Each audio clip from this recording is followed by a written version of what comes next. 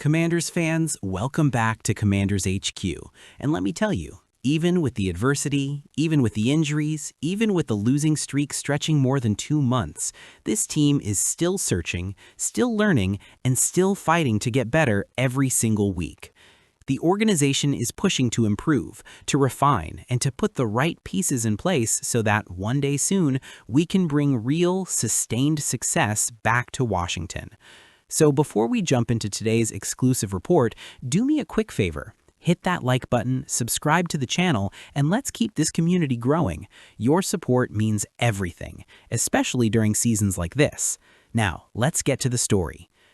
Just a quick note, some of you ask where to get official Commanders gear, things like jerseys, hats, and hoodies and all that. So I left a link right there in the description and also pinned in the comments. No rush, you can check it anytime after the video. The Washington Commanders head into Week 15 at 3-10, battered, bruised, and playing for pride, development, and, honestly, anything positive they can carry into the offseason. But here's the thing, this game against the New York Giants might actually be their best remaining chance to end the losing streak. And the storyline is fascinating. Washington will be facing rookie quarterback Jackson Dart, who has been nothing short of electric since taking over for Russell Wilson. And folks, stopping Dart is not going to be easy.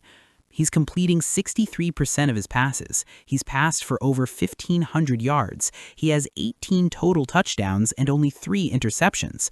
And on top of that, he has 337 rushing yards and 7 rushing touchdowns. This kid is dangerous. He's one of the most explosive dual-threat rookies in the NFL right now. And if the Commanders want any shot at ending the losing streak, they must keep him contained. Let's keep it real. The Commanders' defense has struggled from Week 1 all the way to this point. Missed tackles, blown coverages, and explosive plays have been a theme all year, and Dart is exactly the type of quarterback who punishes those mistakes. If Washington breaks contain, Dart is gone. If linebackers hesitate, he turns a 2-yard gain into a 20-yard run. If the secondary gives him space, he'll make easy throws look effortless. The key to beating him is simple in theory, but incredibly hard in execution. 1. Keep him inside the pocket. 2. Force him to play slow, controlled football. 3. Make him string together long drives instead of scoring quickly. If Washington can't do those 3 things, this game can get away from them fast.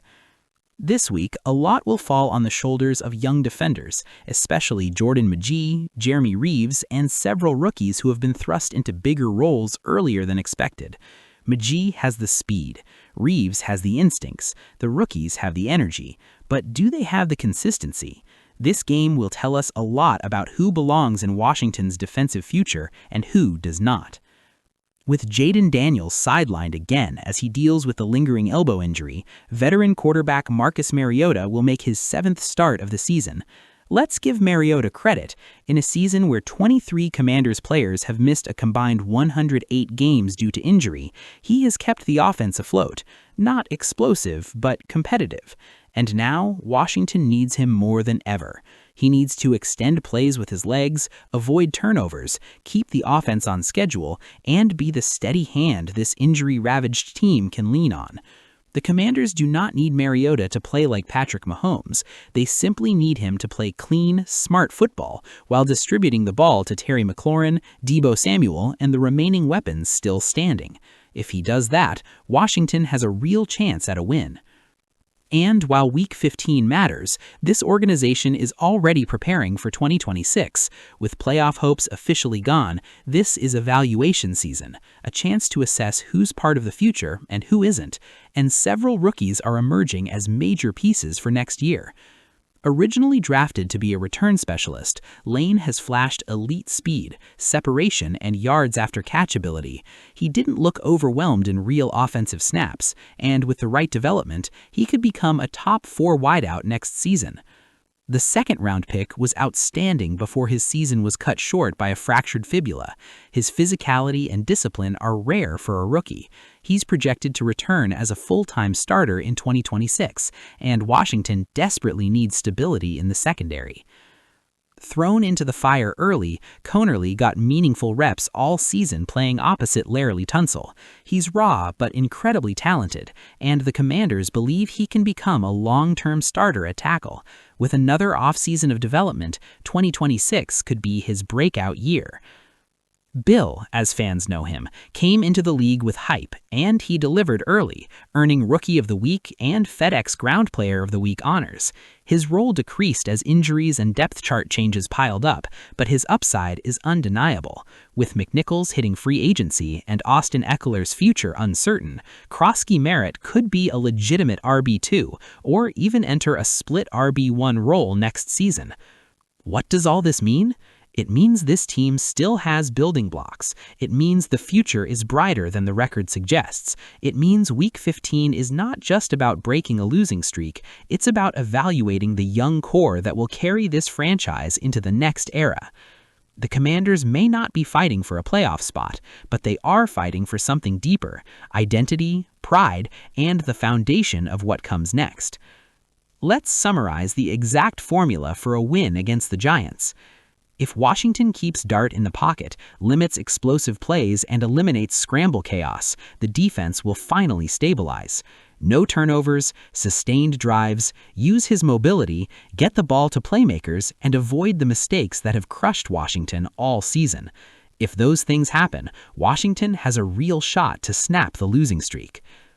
For the second time this season, Washington Commanders quarterback Jayden Daniels has been ruled out, and this time it's for Sunday's matchup against the New York Giants. Head coach Dan Quinn made the announcement Wednesday, shutting down all speculation and confirming that veteran Marcus Mariota will take the field as the starter. Now, Commanders fans, this news hits differently. It's not just another injury update. It's not a routine status change. This is about the future of the franchise. Daniels didn't just get banged up, he landed hard on the same left elbow he previously dislocated earlier in the season. And once again, it was during a brutal loss. This time, the 31-0 shutout against the Minnesota Vikings, arguably one of the lowest points of the year. Let's be honest, the Commanders have taken some tough hits this season, but losing your star rookie QB, your reigning Offensive Rookie of the Year, twice to the same arm injury, that's a major turning point. Here's where things get confusing. Dan Quinn has confirmed that there's no structural damage to Daniels' elbow. That's the good news. Daniels avoided the worst-case scenario. No surgery, no long-term ligament damage, none of the severe outcomes you worry about with elbow injuries. But the bad news: Washington still has 3 games left, they're eliminated from playoff contention, the offensive line is a mess, weapons are dropping like flies, and Daniels has now suffered 2 major injuries to the exact same elbow in just over a month. Yet Quinn insists, we're not talking about shutting him down for the season. He says Daniels is working really hard to get back with his teammates. And while we all respect the work ethic, we know Jayden Daniels is a warrior, this creates a genuine debate among fans, analysts, and insiders. With Daniels out, Marcus Mariota steps in once again. Mariota is a 32-year-old veteran who has played 9 games this season, completing nearly 63% of his passes with 9 touchdowns and 7 interceptions. He's had moments where he's looked composed and others where the offense sputtered. Last week, he came in cold and finished 2 for 4 with 30 yards and an interception. But fans know, this offense wasn't going anywhere that night with anyone under center. Mariota will now be asked to lead the Commanders against a division rival, with Washington on an 8-game losing streak, missing key weapons, and still searching for an identity. But again, the real story isn't Mariota. The real story is what this means for Jayden Daniels. Let's take a step back. Jayden Daniels has played 7 games this season. He's thrown for 1,262 yards, 8 touchdowns, and 3 picks, completing 60.6% of his passes. Not superstar numbers, but for a rookie behind a struggling offensive line and no consistent run game, he's shown flashes of brilliance, the same flashes that earned him the Rookie of the Year award last season. But more importantly, Daniels is the foundation of Adam Peters' rebuild. The entire identity of the new Commanders, the offense, the playbook, the personnel decisions, revolves around him. So what do you prioritize? Do you rush him back into a losing season behind a flawed offensive line, risking another injury to a developing quarterback?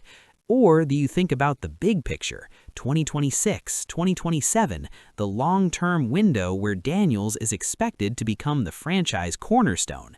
This is where analysts are divided. Some say Daniel Quinn is doing the right thing by letting Daniels recover naturally week by week, teaching him toughness, continuity, and preparation, but others, including many inside the league, believe Washington is playing with fire. In fact, several insiders have already said publicly that the Commanders should shut Daniels down immediately, give him time to fully heal, and build a healthier environment around him before throwing him back into action. This injury isn't just a bruise, it's the second traumatic hit to the same elbow in the same season. That's not normal, and it shouldn't be ignored. Look at the situation. The Commanders are 3-10. They're mathematically eliminated from the playoffs. Zach Ertz is out for the season. The offensive line has struggled to protect anyone, and the team has lost 8 straight games. Let's say Daniels heals enough to play next week. Should he? Does it help him? Does it help the team? Does it help the future? Or does it risk repeating what happened last week? And that's why many people, analysts, fans, and insiders, believe the safest, smartest, most forward-thinking decision is to shut him down, focus on long-term development, and let Marcus Mariota handle the remainder of the season. Every snap Daniels takes right now is a roll of the dice. This is where Commanders Nation makes its voice heard. Do you think Washington will break the losing streak this week against the Giants? Do you trust this defense to contain rookie sensation Jackson Dart? Can Mariota deliver his best performance of the season? And which rookie are you most excited to watch develop in 2026? Drop your thoughts in the comments. I read every one of them. Before you go, don't forget to smash that like button, subscribe to Commanders HQ, and turn notifications on so you never miss an update. Commanders fans, if you want the official Washington Commanders store, the link is in the description and in the comment. Tons of new gear available. This is Commanders HQ, where passion meets analysis, where fans get the truth, and where we ride with this team no matter what. See you in the next video.